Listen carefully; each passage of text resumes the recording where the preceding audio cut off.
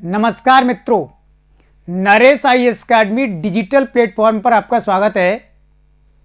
IAS मुख्य परीक्षा या सिविल सेवा प्रधान परीक्षा के लिए सभी सामान्य अध्ययन के या जीएस के 4 प्रश्न पत्रों को 20 दिन में किस तरीके से कवर किया जाए और YouTube के माध्यम से आपको इन्हें प्रस्तुत किया जाएगा। ऑफलाइन क्लासेस के लिए आप कांटेक्ट कर सकते हैं जयपुर सेंटर पर। 20 डेज में हम इन क्लासेस को कवर करते हैं। सभी डायमेंशंस आपके लिए इसमें प्रस्तुत किए जाते हैं। तो हमारा प्रयास यही है कि किस तरीके से जीएस के किसी भी क्वेश्चन पेपर को 20 दिन में सिनॉप्सिस के रूप में तैयार किया जाए, जिससे आपकी तैयारी को एक डायरेक्शन मिल सके। आप हमारे आंसर राइटिंग सेशन से भी जुड़ सकते हैं। काफ़ी स्टूडेंट्स उसका हिस्सा बने हुए हैं और आप हमारी वेबसाइट को विज़िट करें और वहाँ हमने पूरी इन्फॉर्मेशन दी हुई है कि आप किस तरीके से आईएएस मेंस एग्ज़ाम की प्रिपरेशन के लिए हमारी सेवाओं का लाभ ले सकते हैं।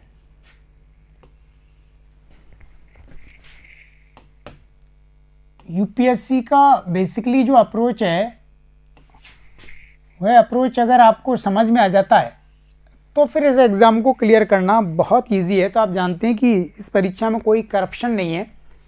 जो कुछ भी आप मेहनत करेंगे उसी के अनुरूप आपको रिजल्ट्स भी मिलेगा। तो आज हमारा सेकंड टॉपिक रहेगा। इस टॉपिक में हम समझेंगे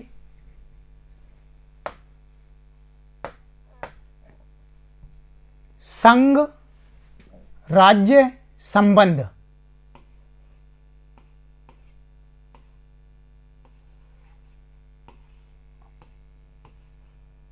यूनियन और स्टेट्स रिलेशनशिप के विविध आयाम।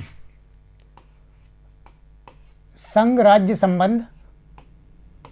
पिछले वर्षों में जो क्वेश्चन पूछे गए हैं उन सभी क्वेश्चंस को आप कवर कर सकते हो इसको सुनने के बाद। देखिए, इस टॉपिक को समझने के लिए हम बेसिकली इसको 2 डायमेंशंस में डिवाइड कर सकते हैं। सबसे पहले संघ राज्य संबंध के अध्ययन के क्षेत्र। इसका अध्ययन हम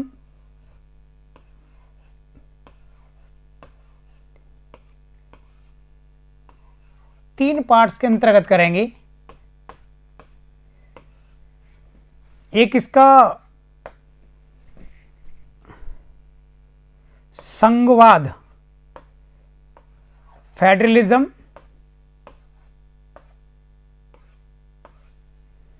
दूसरा क्षेत्र इसका रहेगा केंद्रीयकरण।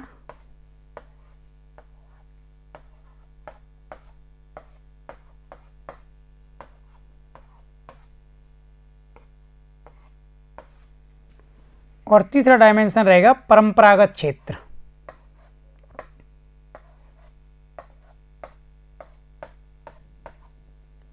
इंपॉर्टेंट टॉपिक है क्वेश्चन के पॉइंट ऑफ व्यू से।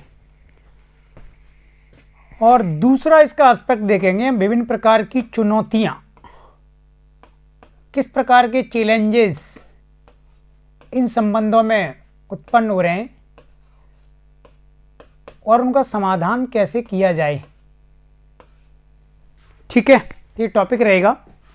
तो मेरा प्रयास यही है कि एग्ज़ाम से जस्ट पहले सामान्य अध्ययन के सभी 4 क्वेश्चन पेपर हमारी ग्रिप में होने चाहिए और इन क्वेश्चन पेपर को आप 20-20 दिन का टारगेट देकर हमारे साथ जुड़ करके पूरा कर सकते हैं। बहुत डिटेल में आपको पढ़ना है तो आप वेबसाइट को विजिट करें, वहाँ इन्फॉर्मेशन है। और अब ऑफलाइन क्लासेस के लिए आप कॉन्टेक्ट कर सकते हैं और हमारे आंसर राइटिंग सेशन से आप जुड़ सकते हैं। संघ राज्य संबंधों के अध्ययन के 3 क्षेत्र हैं। एक संघवाद, फेडरलिज्म, केंद्रीकरण सेंट्रलाइजेशन और परंपरागत विषय। संघवाद में आपको यह पढ़ना है कि भारतीय संविधान के अंतर्गत क्या भारत एक संघीय राज्य है? पूरी तरह से नहीं, लेकिन ये हमारे संविधान में संघीय लक्षण काफ़ी अधिक मात्रा में पाए जाते हैं, जो हमारे संविधान निर्माताओं ने इसमें मेंशन किए हैं। तो संघवाद ऐसी अवधारणा है जिसमें संघ और राज्य दोनों का लगभग बराबर कार्यक्षेत्र होता है और दोनों की अपनी एक स्थिति होती है, दोनों का अपना एक विशेष स्थान होता है। यानी संघ राज्य को अपना अधीनस्थ नहीं मानता और राज्य संघ के मामलों में दखल नहीं दे सकता। तो ये फेडरल जो स्ट्रक्चर्स बनाए गए हैं पूरी दुनिया में, उसका कारण यही था कि किस तरीके से दोनों मिलकर के एक देश की शासन प्रणाली में, जहाँ देशों का आकार बहुत बड़ा है, वहाँ ये संबंध सहायक सिद्ध हो सकें। तो हमें भारत के संदर्भ में इसको पढ़ना चाहिए। तो भारत में जब हम संघवाद को पढ़ते हैं तो संघीय जो ढांचा है भारत में इस संघीय ढांचे में हमने कनाडा के संविधान को फॉलो किया हुआ है। उसके अनुसार संघीय लक्षण होते हुए भी मजबूत केंद्र सरकार की संकल्पना भारत में की गई है। तो आपको एक पॉइंट समझ में आ जाना चाहिए कि अगर हम संघवाद को मजबूत बनाते हैं तब केंद्र सरकार के या संघ सरकार के हाथों में पावर बहुत ज़्यादा नहीं आएंगी, यानी केंद्रीकरण कमज़ोर रहेगा। तो संघवाद और केंद्रीकरण एक दूसरे के विरोधी हैं। अगर हम केंद्रीकरण को बढ़ाते हैं तो संघवाद कमज़ोर होगा, यानी राज्यों की स्थिति कमज़ोर रहेगी, और संघवाद को बढ़ाते हैं तो देन केंद्र की स्थिति कमज़ोर रहेगी। तो संविधान के अनुसार आपको ध्यान रखना है कि संघीय ढांचा होते हुए भी जहाँ पर राज्यों को केंद्र के साथ सहभागी बनाया गया है, राष्ट्रपति के चुनाव में, राज्यसभा में राज्यों को सीटें दे करके और राज्य के नीतिगत मामलों पर, विधायी मामलों पर, प्रशासनिक मामलों पर राज्य से सलाह मशवरा करके, ऐसे बहुत सारे क्षेत्र हैं जहाँ पर राज्यों की सहभागिता केंद्र के साथ स्थापित की गई है। तो आपको उन सभी क्षेत्रों को आइडेंटिफाई करना है और अपने नोट्स में इसको लिखना है। मैं बेसिकली यहाँ पर एक कॉन्सेप्ट को समझाना चाह रहा हूँ जिससे आपको इन सभी टॉपिक्स को समझने में इजीनेस हो सके। तो संघवाद मजबूत केंद्र की संकल्पना करता है और यह स्टेटमेंट भी आइवर जेनिंग्स ने ही दिया है। तो यह कनाडा के संविधान का सीधा प्रभाव है। तो आपको ये पढ़ना है कि भाई भारत में संघीय लक्षण होते हुए भी यहाँ पर स्ट्रॉन्ग सेंटर, मजबूत केंद्र की संकल्पना क्यों की गई है, और मजबूत केंद्र बनने से भारत में संघीय ढांचे में कई प्रकार की समस्याएं पैदा हो गई। अब जब आप केंद्र सरकार के हाथ में ज़्यादा शक्ति रखेंगे, वित्तीय शक्ति, कार्यकारी शक्ति, विधायी शक्ति, तो निश्चित रूप से राज्यों की स्थिति कमज़ोर होगी, तो उससे संघीय ढांचा कमज़ोर होगा। तो संघीय ढांचे में कई प्रकार की समस्याएं वर्तमान में पैदा हो गई हैं। तो संघीय ढांचे में एक समस्या ये पैदा हुई है कि राज्यों का कार्यक्षेत्र बढ़ गया, लेकिन उसके अनुपात में राज्यों के पास वित्तीय संसाधन नहीं है। तो वित्तीय संसाधन कमजोर होने से राज्य अपनी योजनाओं को, विकासात्मक कार्यों को समय पर पूरा नहीं कर पा रहे हैं, और उसका प्रतिकूल प्रभाव ये हो रहा है कि उस राज्य की जनसंख्या और जनता उस सरकार के खिलाफ हो जाती है, और जनता की हमेशा शिकायतें रहती हैं कि सरकार ने हमारी अपेक्षाओं को पूरा नहीं किया, इसलिए अगले चुनाव में सरकारों को बदल दिया जाता है। तो दैन निश्चित रूप से संघीय ढांचे में हमें एक लक्षण ये नज़र आता है कि राज्यों की वित्तीय स्थिति कमज़ोर है। दूसरा, राज्यों पर कहीं ना कहीं केंद्र सरकार हावी रहती है, चाहे वो प्रशासनिक आदेशों के रूप में हो, विधान बनाने के रूप में हो, या फिर राज्यों को निर्देश देने का समय हो। तो देन संघ की स्थिति राज्यों के ऊपर होना ये दूसरी समस्या की ओर इंगित करता है, क्योंकि राज्य ऐसा मान करके चलते हैं कि उन्हें संविधान के भीतर, संविधान के ढांचे में पर्याप्त स्वायत्तता और स्वतंत्रता मिली हुई है कार्यक्षेत्र में। लेकिन संघ सरकार ने राज्यों पर बार बार कई मामलों में ऐसा दबाव बनाया कि उसकी वजह से संघीय ढांचे में राज्यों का टकराव, संघर्ष केंद्र सरकार के साथ हो गया है। तो आपको उन सभी बिंदुओं को पहचानना है कि वो कौन कौन से बिंदु हैं जहां पर संघ और राज्य दोनों में विवाद हो रहा है। अब इस समस्या के समाधान के लिए यह कहा जाता है कि अगर हम संघवाद को, फेडरलिज्म को कोऑपरेटिव फेडरलिज्म, सहयोगी संघवाद से रिप्लेस कर देते हैं तो संघीय ढांचे की उन सभी समस्याओं का समाधान हो सकता है। तो सहकारी संघवाद की संकल्पना भारत में ऑस्टिन नामक विद्वान ने दी है। तो ऑस्टिन का मानना यह है कि राज्यों को संघ के साथ सभी क्षेत्रों में सहयोग करना चाहिए। जैसे कि जीएसटी कानून को देर से ही सही राज्यों ने अपनी सहमति दी संघ सरकार को और इससे पूरे देश में यह लागू हो गया। इसी प्रकार पर्यावरणीय विषय, पर्यावरण से संबंधित कानूनों के मामले में राज्य की सरकार संघ सरकार के निर्देशों का पालन कर रही है और संघ सरकार के साथ वो कदम से कदम मिलाकर चल रही है। इसी प्रकार समाज के वंचित और कमजोर वर्गों के लिए जो कल्याणकारी योजनाएं चलाई जा रही हैं उनमें राज्यों का सहयोग पूरी तरह से संघ सरकार को मिला हुआ है। राष्ट्रीय मुद्दों पर राज्यों का कई मामलों में सहयोग संघ सरकार को प्राप्त हो जाता है। तो अगर हम सहकारी संघवाद, सहयोगात्मक संघवाद को अपनाते हैं तो संघीय ढांचे में जो समस्याएं उत्पन्न हो रही हैं, टकराव की समस्या, उससे मुक्ति मिल सकती है और राज्य वित्तीय रूप से जो कमजोर बने हुए हैं राज्यों को संघ सरकार अधिक मात्रा में वित्तीय संसाधन प्रदान कर सकती है। तो देन आपको ये पढ़ना है कि जब हम संघवाद से सहयोगी या सहकारी संघवाद की ओर जाते हैं तो उसमें कौन से डेवलपमेंटल चेंज आते हैं। फिर एक कॉन्सेप्ट है मॉरिस जोन्स का कि हमें इसमें कई बार सौदेबाजी के संघवाद की संकल्पना नजर आती है। यानी ऐसे कई विषय पिछले 70 साल की राजनीति में देखे गए कि जहां राज्यों ने केंद्र सरकार के साथ, संघ सरकार के साथ सौदेबाजी की है, जहां राज्यों ने संघ सरकार को सहयोग दिया कुछ मामलों में, तो वहां पर पूरी तरह से वो सशर्त था, राज्यों ने शर्त लगा दी कि इसके बदले में आपको ये सहयोग दिया जाएगा। तो संघीय ढांचे के तीनों स्तरों को आपको बहुत अच्छे से तैयार करना होगा, तभी इस प्रकार के जो क्वेश्चन पूछे जा रहे हैं उनको आप पकड़ सकते हो। दूसरा एस्पेक्ट इसका ये है कि अगर हम भारत में जिस प्रकार की सांस्कृतिक बहुलता है, राष्ट्र की एकता अखंडता को ध्यान में रखते हुए हमें मजबूत केंद्र सरकार चाहिए। राष्ट्रीय आपदाएं आती हैं, कोई महामारी आ जाती है, तो राज्यों के पास उस प्रकार की स्किल्ड मशीनरी संसाधन नहीं होते, तो देन केंद्र सरकार को उस मामले में आगे आना होता है। जैसे कोरोना महामारी आई या फिर भारत में कई बार महामारियां आई और उनके लिए महामारी अधिनियम लागू किए गए, या फिर बड़े स्तर पर राष्ट्रीय आपदाएं आती हैं, तो ये आपदाएं महामारी किसी राज्य के अंतर्गत आती हैं, लेकिन एक्शन केंद्र सरकार को लेना होता है। तो इसका अर्थ ही हो गया कि ये केंद्र सरकार का सीधा हस्तक्षेप, दखल हुआ राज्यों के मामले में।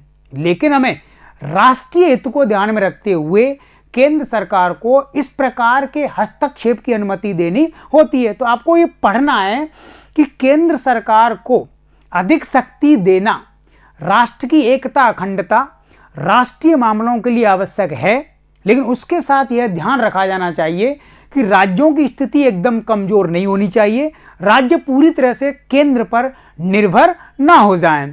तो केंद्रीयकरण क्या है? जब केंद्र सरकार के हाथ में कार्यपालिका, विधायिका, वित्तीय और अन्य प्रकार की शक्तियां आ जाती हैं और राज्यों की स्थिति कमजोर हो जाती है, राज्य केवल कार्य करने वाली एजेंसी या केंद्र के आदेशों को मानने वाली एजेंसी मात्र बन के रह जाती है, तो ऐसी स्थिति में राज्यों की स्वायत्तता लगभग समाप्त हो जाती है। तो ये सेंट्रलाइजेशन का कॉन्सेप्ट है।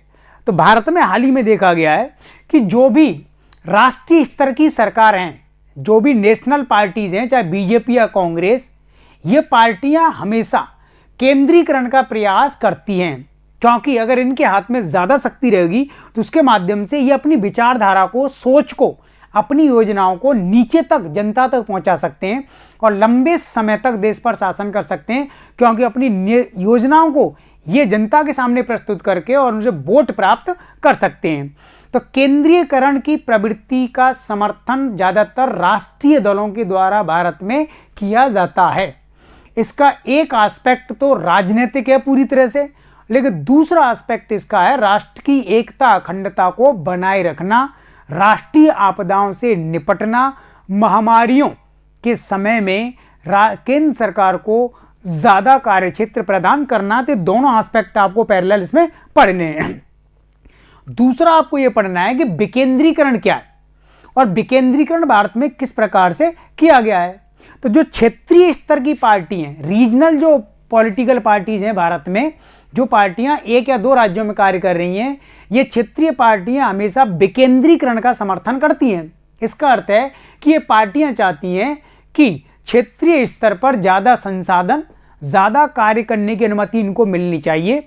यानी अगर ये क्षेत्रीय पार्टियां अपनी पसंद से व्यवस्थाएं बनाती हैं, योजनाओं को लागू करती हैं, तब ये क्षेत्र विशेष में अपने लिए बहुमत प्राप्त कर सकती हैं और अपने जनाधार को मजबूत बना करके रख सकती हैं। और धीरे धीरे ये केंद्रीय स्तर की जो, राष्ट्रीय स्तर की जो पार्टियां हैं, उनकी विचारधारा को ग्रासरूट लेवल पर समाप्त कर देंगी और एक दिन राजनीतिक जो दल राष्ट्रीय स्तर के हैं ये समाप्त हो जाएंगे, इनका जनाधार कमजोर हो जाएगा और क्षेत्रीय स्तर की जो पार्टियां हैं अपनी स्थिति को मजबूत करके भविष्य में राष्ट्रीय स्तर की पार्टियां बन सकती हैं। तो भारत में राष्ट्रीय दल और क्षेत्रीय दलों में ये वैचारिक संघर्ष की स्थिति बनी हुई है। इसको दो तरीके से कवर करना है, इसका राजनीतिक आधार क्या है और इसका राष्ट्रीय एकता अखंडता के संदर्भ में क्या एस्पेक्ट है। अब बात की जाती है कि भारत में विकेंद्रीकरण की प्रवृत्ति को अपनाया गया है, यानी केंद्र सरकार, उसके नीचे राज्य सरकार और फिर जिला स्तर की या भारत में स्थानीय सरकार, पंचायत, नगर पालिकाएं। तो भारत में जिस तरीके से विकेंद्रीकरण को हमने अपनाया है, डिसेंट्रलाइजेशन को अपनाया है, तो उस डिसेंट्रलाइजेशन का अगर हम आज मूल्यांकन करते हैं, अगर हम स्थानीय स्तर पर देखें तो क्या उससे महिलाओं की स्थिति में सुधार हुआ है, कमजोर वर्गों को किस सीमा तक हम सशक्त कर पाए हैं, आर्थिक संसाधनों का विकेंद्रीकरण कितना हुआ है और शासन के स्तर पर कितना सुधार हुआ है। तो निश्चित रूप से विकेंद्रीकरण का लाभ इस देश को प्राप्त हुआ है। विकेंद्रीकरण के माध्यम से हम सबसे जमीनी स्तर पर समाज के कमजोर और वंचित वर्गों को, समाज के पिछड़े अनुसूचित जाति जनजाति वर्गों को, महिलाओं को शासन प्रक्रिया का मुख्य आधार स्तंभ बना चुके हैं। ये वो वर्ग थे जिनको कभी इस देश में जमीनी स्तर पर कभी भी अधिकार नहीं मिले, उतना सामाजिक और राजनीतिक सम्मान नहीं मिला जो इस विकेंद्रीकरण की प्रणाली के माध्यम से मिला है। और दूसरा, विकेंद्रीकरण के माध्यम से सरकार ने ई गवर्नेंस को लागू किया और ई गवर्नेंस के माध्यम से अब संघ सरकार सीधे तौर पर जमीनी स्तर पर कार्य करने वाली पंचायत नगर पालिकाओं के साथ कम्युनिकेट करती है। तो ये बहुत बड़ी बात है कि संघ सरकार सीधे तौर पर अब इन संस्थाओं से कम्युनिकेट कर सकती है, संसाधनों का हस्तांतरण कर सकती है, इनको दिशा निर्देश दे सकती है, इनका फीडबैक लिया जा सकता है, इनकी समस्याओं पर विचार विमर्श किया जा सकता है और उसके रिगार्डिंग राज्य सरकार को निर्देश दिए जा सकते हैं। तो कहीं ना कहीं जमीनी स्तर पर शासन प्रणाली में एक रूपता आई है, शासन प्रणाली ज़्यादा सशक्त हुई है। अब निर्णय लेना, निर्णयों को लागू करना ज़्यादा सहज हुआ है और जनता की समस्याओं का समाधान तीव्र गति से किए जाने की प्रबल संभावना भारत में बनी है। यानी गवर्नेंस के स्तर में सुधार हुआ है निश्चित रूप से, ये हमको मानना पड़ेगा विकेंद्रीकरण की प्रक्रिया के माध्यम से। संघ राज्य संबंधों का एक जो अध्ययन क्षेत्र है वह परंपरागत विषय। संघ राज्य संबंधों में हमेशा परंपरागत विषयों को लेकर के विवाद रहा है। राज्यों ने हमेशा आरोप लगाया है कि संघ सरकार हम राज्यों की स्थिति को डाउन करती है और संविधान में जितनी पोजीशन राज्यों को मिली हुई है उतनी उनको व्यवहार में प्राप्त नहीं होती। जैसे कि पहले योजना आयोग और राष्ट्रीय विकास परिषद होते थे, अब इनको समाप्त कर दिया है, नीति आयोग बना दिया गया है। तो नीति आयोग का अध्यक्ष देश का प्रधानमंत्री होता है, सेंट्रल गवर्नमेंट ही नीति आयोग को ऑर्गेनाइज करती है। तो अब जब से नीति आयोग बना है तो भारत में किस प्रकार से संघ राज्य संबंधों में बदलाव आया है। तो निस्संदेह योजना आयोग और राष्ट्रीय विकास परिषद के समय में जो समस्याएं थी उन समस्याओं को हम काफ़ी सीमा तक दूर कर पाए हैं और आज राज्यों को नीति आयोग से उतनी सैद्धांतिक समस्याएं नहीं है जितनी योजना आयोग के समय में हुआ करती थी। तो एक सफलता नीति आयोग के इस रूप में मानी जाएगी। दूसरा परंपरागत आधार है इसका राज्यपाल की स्थिति, यानी राज्यपाल की नियुक्ति, ट्रांसफर, राज्यपाल को बर्खास्त करना, ये संघ सरकार के अधीन आता है। संघ सरकार के आदेश पर राष्ट्रपति इस कार्य को करते हैं और राज्यपाल राज्य में संवैधानिक प्रमुख होता है जो राज्य की सरकार को सुपरवाइज करता है। लेकिन राज्यपाल का ज़्यादातर संघ सरकार ने मिसयूज किया है, इसलिए परंपरागत रूप से राज्यपाल की स्थिति संघ राज्य संबंधों में तनाव का विषय बनी रही है। कई आयोगों ने, सरकारी आयोग या कुछ और आयोग थे, उन्होंने सिफारिशें की कि राज्यपाल की नियुक्ति के समय राज्यों के मुख्यमंत्रियों से परामर्श किया जाना चाहिए, लेकिन व्यवहार में ऐसा नहीं किया गया है। इसी प्रकार सिविल सेवा आईएएस आईपीएस जैसे अधिकारियों पर अंतिम नियंत्रण संघ सरकार का होता है, यानी संघ सरकार ही इनको बर्खास्त कर सकती है, टर्मिनेट कर सकती है। राज्य सरकारों के पास अभी ये शक्ति नहीं है, इसलिए राज्य सरकार इस शक्ति को संघ सरकार से चाहती है। इसी प्रकार निर्वाचन आयोग हो या केंद्रीय वित्त आयोग हो, तो केंद्रीय वित्त आयोग संघ और राज्य के बीच में वित्तीय संसाधनों के आवंटन के लिए मापदंड और नियम तैयार करता है। लेकिन केंद्रीय वित्त आयोग ने ज्यादातर समय में ऐसे मापदंड बनाए जिसके माध्यम से राज्यों को उतने संसाधन नहीं दिए गए जितनी उनकी अपेक्षा थी। तो कहीं ना कहीं लगता है कि संघ सरकार ने केंद्रीय वित्त आयोग के हाथों को बांध करके रखा और उनको संसाधन कम दिए गए। तो केंद्रीय वित्त आयोग की भूमिकाओं को हमें बहुत डिटेल में पढ़ना है संघ राज्य संबंधों में। और भारत का निर्वाचन आयोग, तो भारत का निर्वाचन आयोग लोकसभा के भी चुनाव कराता है और राज्यों की विधानसभा के चुनाव कराता है। और निर्वाचन आयोग पर नियंत्रण होता है संघ सरकार का, क्योंकि संघ सरकार ही निर्वाचन आयुक्त को नियुक्त करती है और उनको हटाने का अधिकार रखती है। तो देन राज्यों की कंप्लेन ये है कि निर्वाचन आयोग के माध्यम से संघ की सरकारें या राजनीतिक जो दल हैं राष्ट्रीय स्तर के हैं, वो संघ के माध्यम से राज्यों पर अपने प्रभुत्व को बनाए रखना चाहते हैं और राज्य की सरकारों को हमेशा अपने अधीन रखने का प्रयास करते हैं। यानी निर्वाचन आयोग का दुरुपयोग करने का आरोप राज्यों के द्वारा लगाया जाता है। तो ये कुछ परंपरागत इश्यूज हैं। इस तरीके से आप इस डायमेंशंस को पढ़ करके जाएंगे। रिसेंटली आपको पढ़ना है कि किस प्रकार की नई चुनौतियां अब संघ और राज्य संबंधों में पैदा हो रही हैं। रिसेंटली जो क्वेश्चंस आ रहे हैं या भविष्य में पूछे जाएंगे वो आपको पढ़ना है कि संघ सरकार वर्तमान में कुछ एजेंसीज को जिस तरीके से डिप्लॉय कर रही है उसको लेकर के लगातार इसमें क्वेश्चन खड़े किया जा रहे हैं। ईडी, एनफोर्समेंट डायरेक्टरेट, प्रवर्तन निदेशालय, सीबीआई, ये संघ सरकार की एजेंसी है यूनियन गवर्नमेंट की, और इनका प्रयोग आजकल राज्यों के मामले में बहुत बड़े स्तर पर हो रहा है। तो संघ सरकार अगर ईडी और सीबीआई के माध्यम से राज्यों में अपनी विरोधी सरकारों के खिलाफ एक्शन लेती है तो संघ और राज्यों के हेल्दी संबंध को ये बात कमजोर करेगी।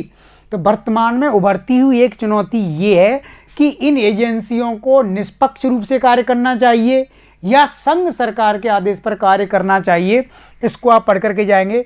दूसरा है सेना, इंडियन आर्मी, यानी सेना या अर्धसैनिक बल, पैरामिलिट्री फोर्सेस को राज्यों में डिप्लॉय करना, ये संघ सरकार की एक नीति रही है कई मामलों में।